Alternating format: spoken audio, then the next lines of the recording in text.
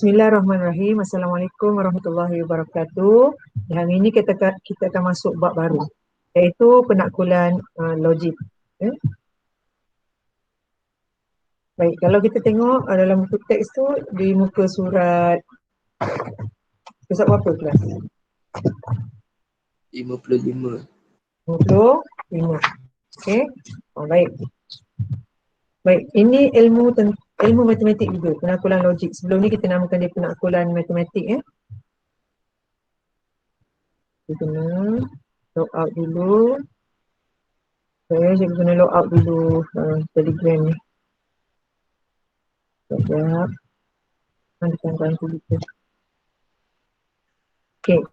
Baik, dalam buku teks tu ada tunjukkan gambar parlimen.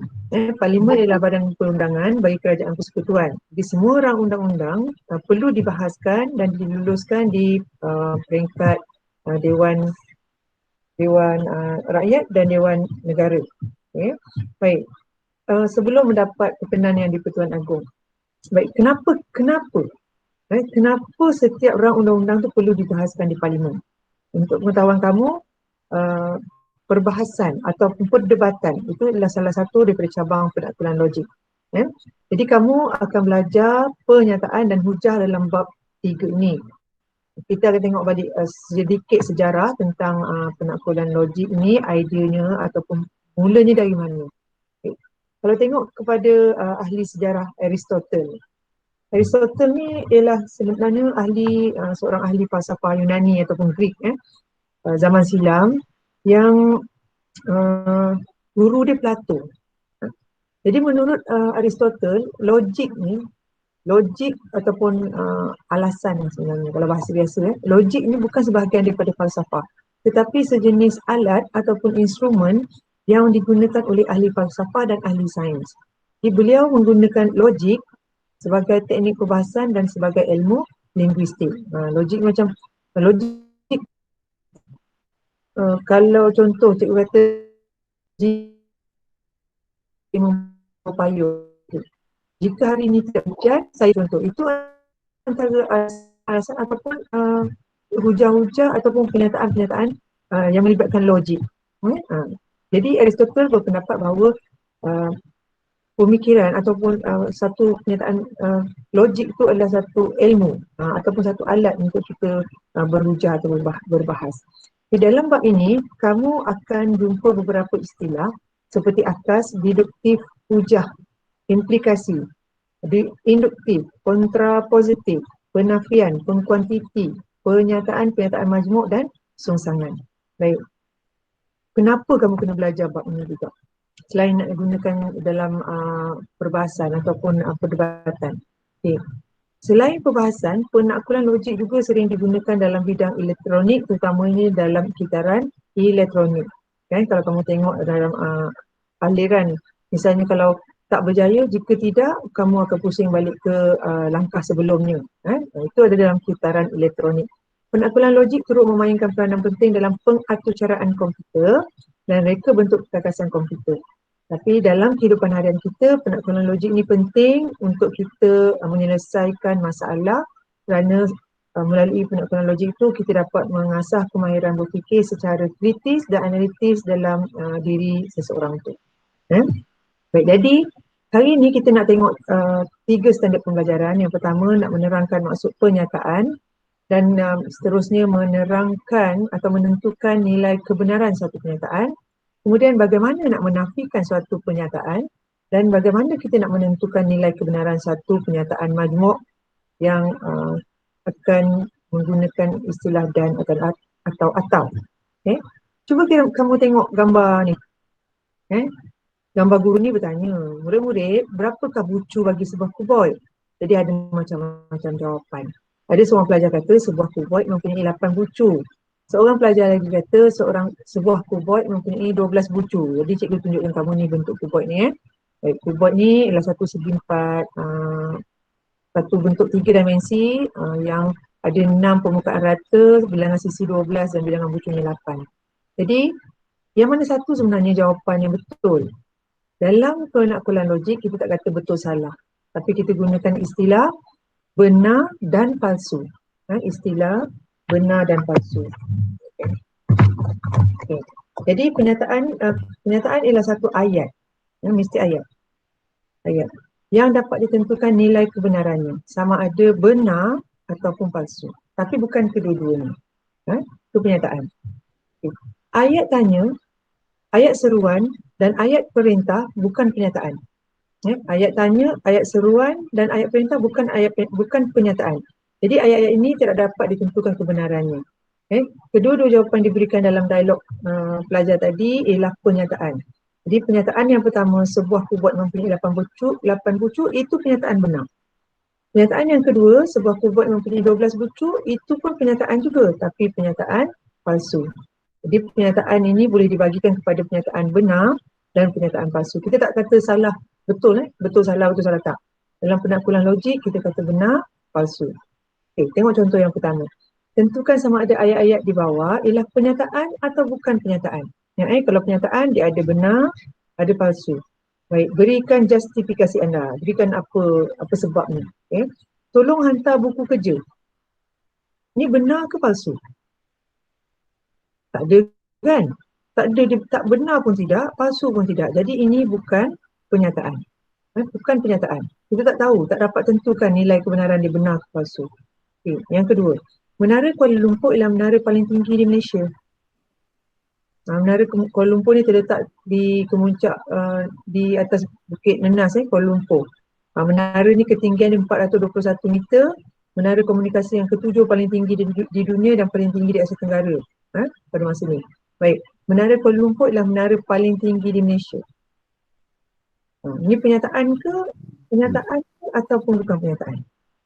Ada benar atau palsu? Ini penyataan. Sebab penyataan ni benar. Okey. Baik, bagaimanakah anda datang ke sekolah? Ada question mark ni, ada tanda soal. Ni benar ke palsu ni? Bagaimanakah anda datang ke sekolah? Benar ke palsu ke macam mana? Dia tidak benar, dia pun tidak palsu, jadi ini bukan penyataan. Okey, X campur 3 sama dengan 5. X campur 3 sama dengan 5. Ini benar ke palsu ni? Benar pun tidak sebab tak tahu kan. Tak tahu apa dia nak selesaikan itu. Benar pun tidak, palsu pun tidak. Jadi X campur 3 sama dengan 5 bukan penyataan. Okey. Negatif 6 kurang daripada negatif 8. Negatif 6 duduk kat mana? Kat sini kos sifar. Negatif 1, negatif 2, negatif 3. Okey, negatif 6 duduk sini lah. Negatif 6, negatif 8 duduk sini. Nombor yang ke kanan lebih besar. Sekarang negatif 6 kurang daripada negatif 8. Benar ke palsu? Dia palsu. Jadi ini ialah penyataan. Tapi penyataan dia palsu. Tentu. Jadi kamu kena kenal dulu apa itu penyataan. Penyataan mesti sama ada benar atau palsu, tetapi bukan kedua-duanya. Okey? Itu penyataan. Bukan semua penyataan matematik benar. Macam tadi lah nilai kebenaran bagi satu penyataan matematik boleh ditentukan. Nilai kebenaran maknanya benar ke ataupun palsu. Baik, tengok contoh 2. Tentukan sama ada penyataan berikut benar atau palsu. Sekiranya palsu, buktikan dia palsu. Yang A ni dulu. Ni kita sekarang ni tengok penyataan matematik pula. Tadi tu ayat-ayat kan. Okay. X campur Y kuasa 2 sama dengan X kuasa 2 campur 2XY tolak Y kuasa 2. Okay.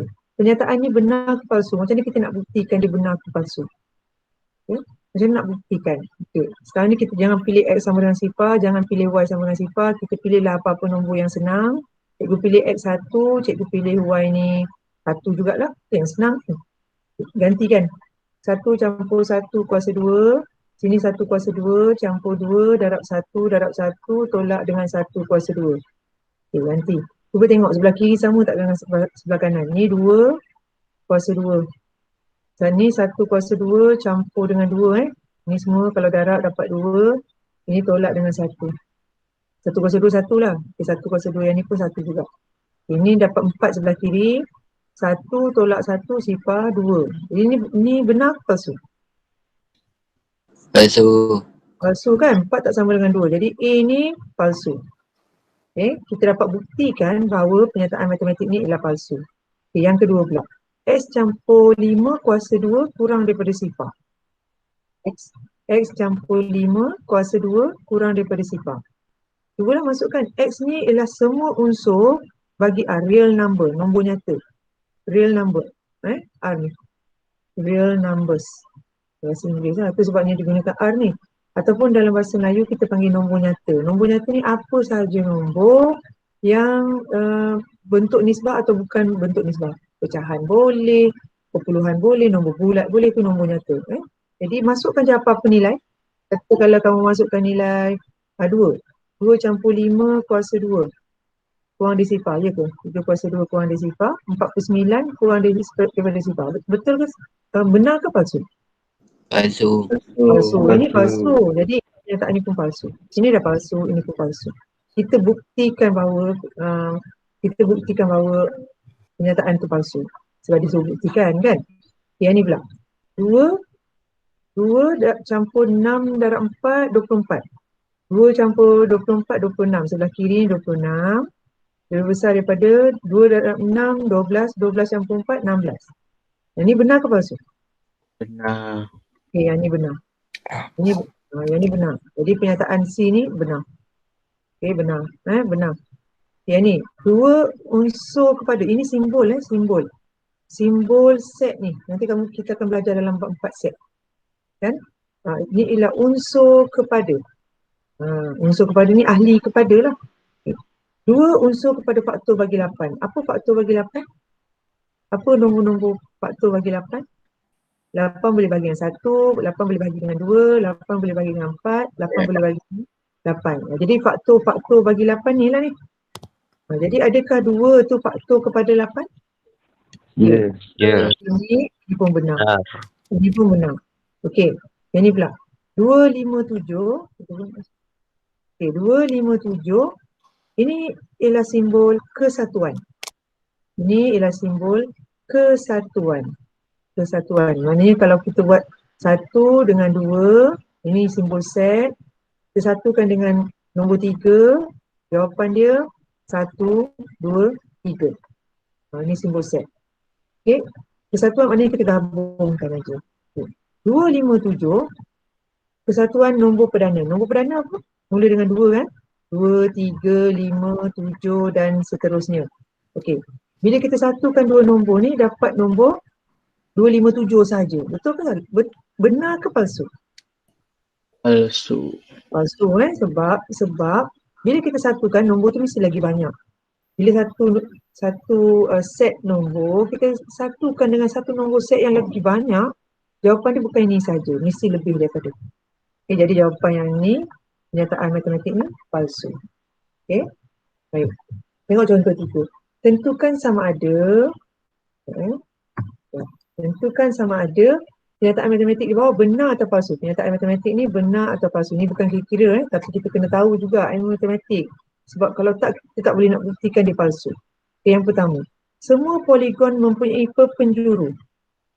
Perpenjuru macam mana? Katakanlah ni poligon, ni sisi 4. Contohlah ni sisi 4.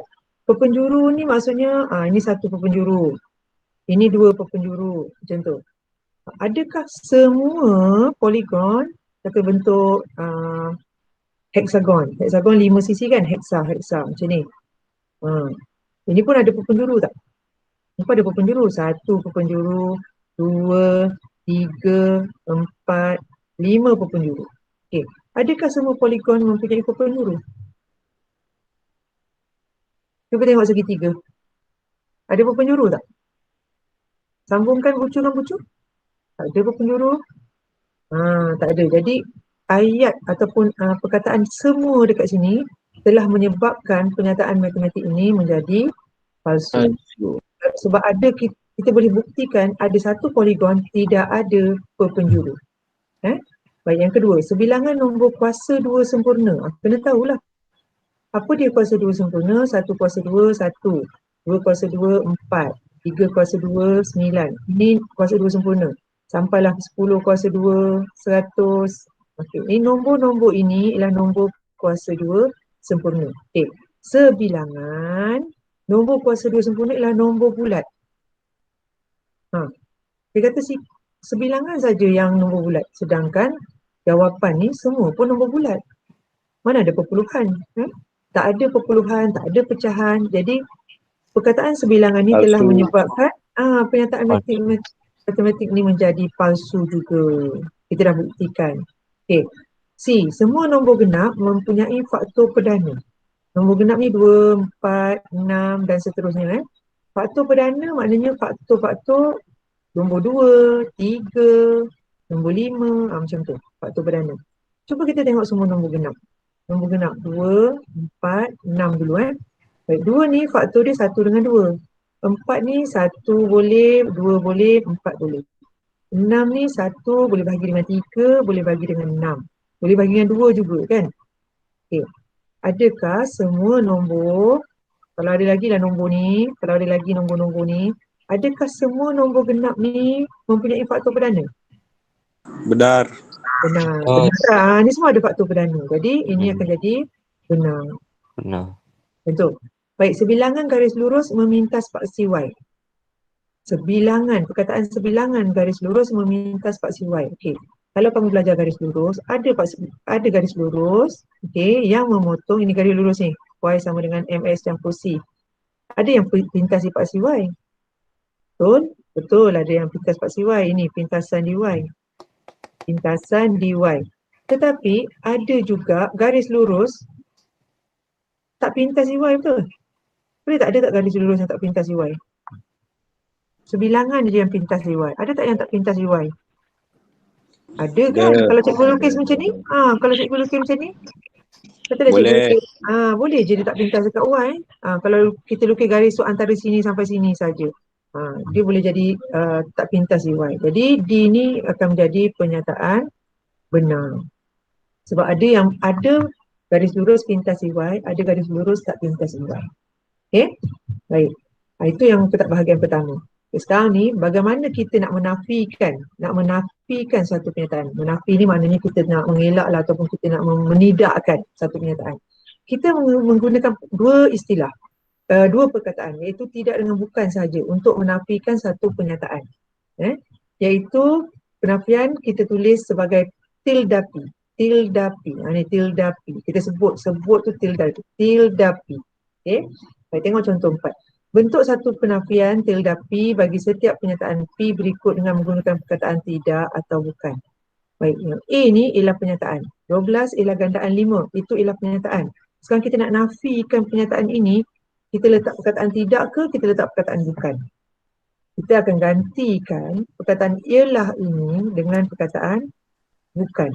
Kita tak akan guna 12 tidak gandaan 5. Kita akan guna 12 bukan gandaan 5. So kita dah nafi ke lah. Ini 12 ialah gandaan 5 ialah palsu. Jadi bila kita letak perkataan bukan, dia akan jadi benar. Macam tu. Kita nafikan, kita menidakkan. Okey, 41 ialah nombor perdana. Kita nak nafikan 41 ialah nombor perdana ni, 41 ialah nombor perdana tu. Ini benar kan? 41 tak boleh bahagi lagi dengan nombor-nombor lain. Dia boleh bahagi dengan 41. Boleh bahagi dengan CP3? Tak boleh juga kan? Bahagi dengan CP1 dengan 41 dia. 41 ni boleh bahagi dengan 1 dengan diri dia saja. Jadi dia adalah nombor perdana. Jadi ini benar. Sekarang cuba kita jadikan dia palsu. Tambah perkataan apa? Tidak ke bukan? Kamu nak tambah perkataan apa? Okey, 41 bukan nombor perdana. Kita takkan tulis pula 41 tidak nombor perdana. Kita guna istilah perkataan bukan. Untuk jadikan dia palsu. Tadi dah benar bila kita letak perkataan bukan, dia jadi palsu. Okey, semua gandaan 5 ialah gandaan 10. Gandaan 5 apa dia? 5, 10, 15, 20 dan seterusnya. Okey, gandaan 10 apa dia? 10, 20, 30, 40 dan seterusnya.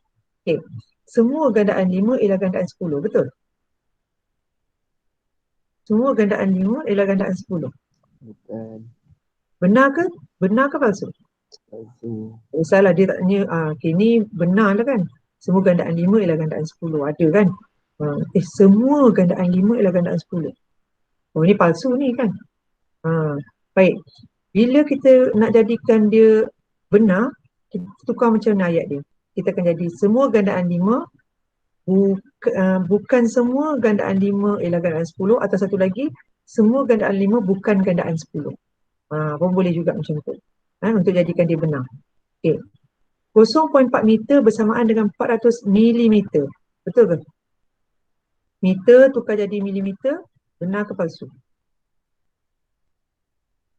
1 meter, satu depa kamu. 1 meter 400 sentimeter saja kan? Patutnya. Jadi inilah palsu. Sekarang macam mana nak jadikan dia benar? Nak nafikan. Kita tukar macam mana? 0.4 meter, takkan kamu nak tulis bukan bersamaan. Kita akan gunakan perkataan Tidak.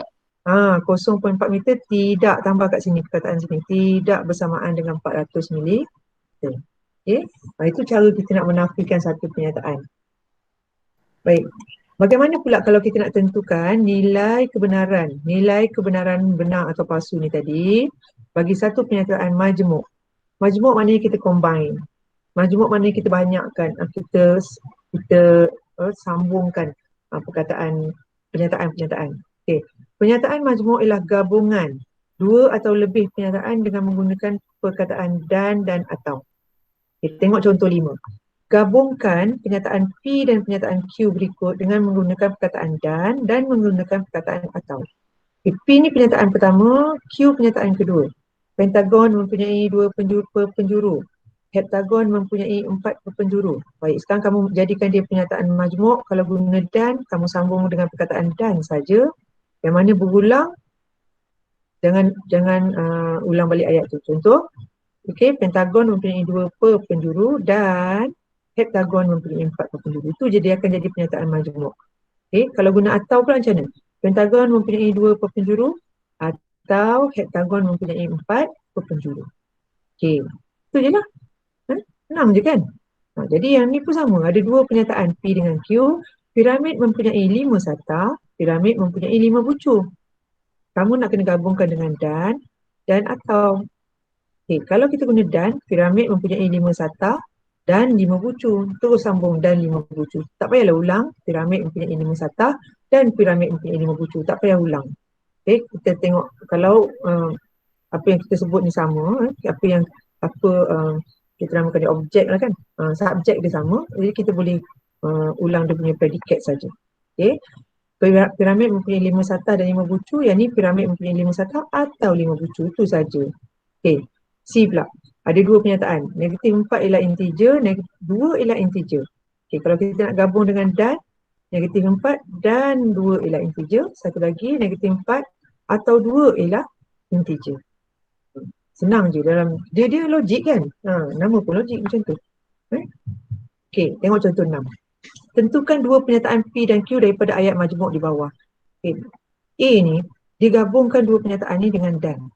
Bermakna dekat pernyataan pertama depan ni ialah P, pernyataan kedua ni ialah Q. Jadi apakah 2 ayat, 2 pernyataan tu? 2 pernyataan P dan Q tu. Iaitu yang pertama, 5 campur 3. 5 campur 3 lebih besar daripada 5. Satu lagi Q ni 5 tolak 3 kurang daripada 5. Itu saja. Kita nak tentukan saja apakah dua pernyataan yang telah digabungkan dengan perkataan dan ataupun atau. Yang B pula. B digunakan dan kat sini. Apakah 2 pernyataan tersebut? Iaitu yang pertama, 9 ialah nombor perdana. Pernyataan pertama, 9 ialah nombor perdana. Pernyataan kedua, 91 ialah nombor perdana. Jadi bila dia gabung dengan dan, dia akan jadi 9 dan 91 ialah nombor perdana. B. Yang C pula, dia gabung dengan perkataan atau. Maknanya depan ni ialah P, pernyataan pertama, belakang ni ialah pernyataan kedua. Jadi 2 pernyataan tersebut ialah, inilah 2 kuasa 2 sama dengan 4, 2 kuasa 3 sama dengan 8. Itu je. Ini pun sama. D pun sama. Ada 2 pernyataan. Negatif 9 kurang dari 10.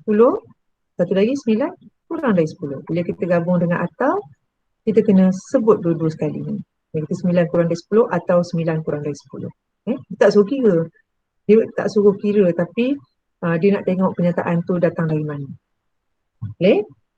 Itu contoh 6. Sekarang ni perkataan dan dalam pernyataan matematik bermaksud kedua-duanya. Perkataan atau bermaksud salah satu atau kedua-duanya. Tengok gambar orang berlari ni. Ada 3 orang Ini Rashid lah. Ini Rashid, ini Kok Kiong, dan ini Melinda. Okay, ada 3 orang. Berdasarkan gambar rajah di sebelah, 3 pernyataan dibentuk. Rashid sedang berlari, Kok Kiong sedang berlari, Melinda sedang berlari. Okay. Baik, anda boleh menggunakan atau menggabungkan 2 pernyataan dengan menggunakan perkataan dan atau. Okey. Kalau cikgu gabungkan P dengan Q, maksudnya Rashid dan Kok Kiong sedang berlari. Kalau cikgu gabungkan P dengan R, maksudnya pernyataan majmuk akan jadi Rashid dan Melinda sedang berlari. Kalau cikgu gabungkan Q dengan R, maksudnya cikgu menjadikan pernyataan majmuk itu Kok Kiong atau Melinda sedang berlari. Okey. Ini dan, ini atau. Nampak sekarang kita nak tengok daripada 3 pernyataan majmuk ini yang dah kita gabung dengan dan atau, kita dapati bahawa P dan Q benar. Betul? Sebab daripada gambar ni memanglah Rashid dan Kok Kiong sedang berlari. Rashid dan Melinda sedang berlari, benar ke palsu? Rashid dan Melinda ini palsu sebab Melinda sedang duduk. Okey. Kok Kiong atau Melinda sedang berlari, ini benar ke palsu? Kok Kiong berlari. Benar. Ini lari. Okey. Melinda duduk. Tapi kalau kita guna perkataan atau, Kok Kiong berlari, benar. Melinda ni sepatutnya dia duduk, tapi kita buat pernyataan Melinda sedang berlari, dia palsu. Bila kita gabung benar atau palsu, maka dia akan jadi benar. Sebab atau bermakna salah satu tu berlaku. Okey, itu maksud dia. Kita tengok jadual kebenaran ni, nilai kebenaran pernyataan majmuk. Okay, kalau pernyataan pertama benar dan pernyataan kedua benar, dan kita gabungkan pernyataan pertama dan kedua dengan dan, pernyataan itu akan jadi benar. Okay. Kalau pernyataan kedua pernyataan tadi yang benar tadi kita gabung dengan atau pun masih lagi benar. Okay. Kalau satu pernyataan itu benar, satu lagi pernyataan palsu, bila kita gunakan dan, dia akan jadi palsu. Dan kalau kita guna atau, dia akan jadi benar sebab salah satu ni benar. Okay. Baik, kalau satu pernyataan itu palsu dan satu lagi pernyataan itu benar, kalau kita guna dan, pernyataan akan jadi palsu. Sebab dan ni mesti kedua-duanya. Tapi kalau kita guna atau untuk pernyataan majmuk, dia akan jadi benar juga. Okay. Tapi kalau palsu, satu lagi pernyataan pun palsu, bila kita gabung dan dah tentu akan jadi palsu, bila gabung atau pun dah tentu akan jadi palsu. Okay, kita tengok contoh. Okay. Tentukan nilai kebenaran pernyataan majmuk yang berikut. Okay. 2 dan negatif 5 lebih besar daripada 4. Ini ialah satu pernyataan majmuk datang daripada 2 pernyataan. Iaitu yang pertama, 2 lebih besar daripada 4. Q negatif 5 lebih besar daripada 4. Okay. Ini datang daripada 2 pernyataan P dengan Q yang digabungkan dengan perkataan dan. Okay. Jadi bila dijadikan pernyataan majmuk dan, ini palsu ke benar? 2 lebih besar daripada 4 ke? 2 lebih besar daripada 4 ke? Tak kan? Ini palsu. Negatif 5 lebih besar daripada 4. Ini pun palsu.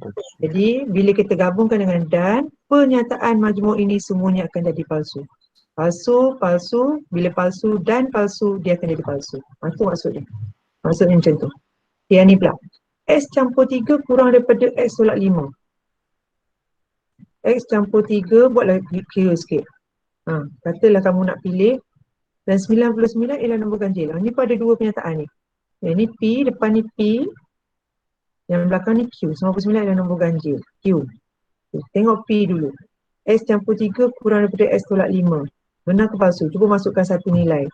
Satulah yang senang, satu lah kan. 1 campur 3, 1 tolak 5. 4 kurang daripada negatif 4. Ini palsu. Okay, ini akan jadi palsu.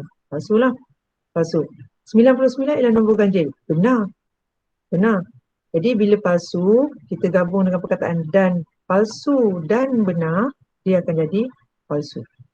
Sebab dan, bila satu tu palsu, dua-dua akan jadi, keseluruhan pernyataan majmuk akan jadi palsu. Boleh? Okay, tengok yang C pula. 81 ialah nombor kuasa 2 sempurna. Ini satu pernyataan P. Satu lagi dan 6 ialah faktor bagi 18. Ini Q. Kita gabung dengan perkataan dan tengah-tengah. Okey, tengok P ni benar palsu dulu. P ni benar ke palsu? 81 ialah nombor kuasa 2 sempurna. Betul tak? Ini 9 kuasa 2, 81 kan? Benar. So, ini benar. Baik, 6 ialah faktor bagi 18. 18 boleh bagi dengan 1, boleh bagi dengan 2, boleh bagi dengan 3, 4 tak boleh, 5, 6, 9, 9, 18 tu tak? 18. Okey. 6 ialah faktor bagi 18. 6 ialah faktor bagi 18. Betul tak? Benar tak? Benar. Ini pun benar. Ini pun benar. Bila benar dan benar, benar dan benar, maka seluruh penyataan majmuk tu akan jadi benar. Benar. Macam tu. Boleh? Boleh. Boleh. Okay. Tengok lagi, dia ada bagi banyak contoh ni. Okay. Y sama dengan 3X lari dengan Y tolak 3X sama dengan 5. Okay, ni pernyataan P. Mungkin kamu tak tahu lukis pun tak apa. Okay, ni P. Satu lagi Q. Belakang ni Q. Kita gabungkan dengan dan. Baik, tengok P benar ke palsu. Oh, ni gambar ni kat bawah pula. Okay. Gambar ni sebenarnya kita akan belajar juga garis lurus ni. Baik, macam mana kita nak tahu dua garis lari, kecerunan dia sama. Kecerunan yang pertama dengan kecerunan yang kedua ni sama, okey? Baik. Dua persamaan garis lurus ni selari. Macam tu. Okey, selari. Itu ialah benar. Maksudnya ini benar. Pernyataan P ni benar. Pernyataan Q ni. Pintasan Y bagi garis lurus ialah 3. Kalau kamu susun balik persamaan garis lurus, Y sama dengan MX campur C. C ialah pintasan Y. Cuba kita susun balik ini. Y tolak 3X sama dengan 5. Y sama dengan, cikgu pindah ke kanan, jadi 3X campur 5. Pintasan Y ialah di mana? Ini, C. Ini ialah pintasan Y. Tapi dekat sini, pintasan Y dia kata 3. Jadi ini ialah palsu. Bila benar dan palsu. Benar, palsu, kita gabung dengan dan, dia akan jadi palsu. Dia tu ialah pernyataan majmuk tu akan jadi palsu. Okey. Satu lagi contoh. 2 campur 3 sama dengan 23. 2 darab 3 sama dengan 23. Okey, 2 campur 3 sama dengan 23 palsu. 2 darab 3 sama dengan 23 pun palsu. Palsu atau palsu? Palsu, palsu, palsu atau palsu, pernyataan majmuk akan jadi palsu. Betul. Boleh? Ini masih lagi dalam pernyataan ni. Baik, contoh 7. Sambung. Dia ada banyak lagi sampai F, G, H lagi ni. Okay. Ini pernyataan P. Ini pernyataan Q. Pernyataan kedua lah. Bukan ini, P yang ni bukan palsu. P ni pernyataan P. Okay, 5 darab 5 darab 5. Ialah 5 kuasa 3. Benar ke palsu? Benar. Benar. 5 kuasa 3 ialah 5 darab 5 darab 5. Punca kuasa 125 ialah 5. Pun benar. Punca kuasa 125 ialah 5 darab 5 darab 5 3 kali punca kuasa 2. Oh, ini palsu kan? Ini palsu sebab dia bukan punca kuasa 3. Kalau punca kuasa 3 jawapan dia 5. Jadi ini palsu. Ini palsu. Kalau benar atau palsu, benar, palsu. Tapi kalau benar atau palsu, pernyataan majmuk tu masih lagi benar. Kalau perkataan atau kita tengok yang bawah ni pula. Hasil tambah sudut pedalaman segitiga atau segi empat ialah 360 darjah. Hasil tambah, ni ada perkataan atau ni kan. Ini hasil tambah sudut pedalaman segitiga ni ialah P, ini ialah Q. Pernyataan P dengan Q. Okay. Hasil tambah sudut pedalaman segitiga 360. Palsu. Palsu kan? Kalau segitiga jumlah sudut dalam ni 180 darjah. 180 darjah ni palsu. Jadi yang pertama ni palsu. Pernyataan P yang pertama palsu. Hasil tambah sudut pedalaman segi empat. Segi empat campur semua ni. Benar. Benar ke palsu? Benar. Benar, itu benar. Jadi bila kita gabungkan palsu atau benar, atau maknanya pernyataan majmuk masih lagi benar. Palsu atau benar, pernyataan majmuk masih lagi benar. Okey, tengok satu lagi. Ini P, pernyataan P, ini pernyataan Q. Kita gabungkan dengan perkataan atau untuk membuat pernyataan majmuk. Baik, P ni benar ke palsu? Benar. 4 campur 7 negatif dalam negatif 11. Okey. Ini benar. Yang ni 4 campur 7 11. Oh sama. Pun benar juga kan? Ini benar atau benar. Benar atau benar masih lagi benar. Benar atau benar. Benar atau benar masih lagi benar. Dah tentu, bukan masih, dah tentu benar. Macam tu.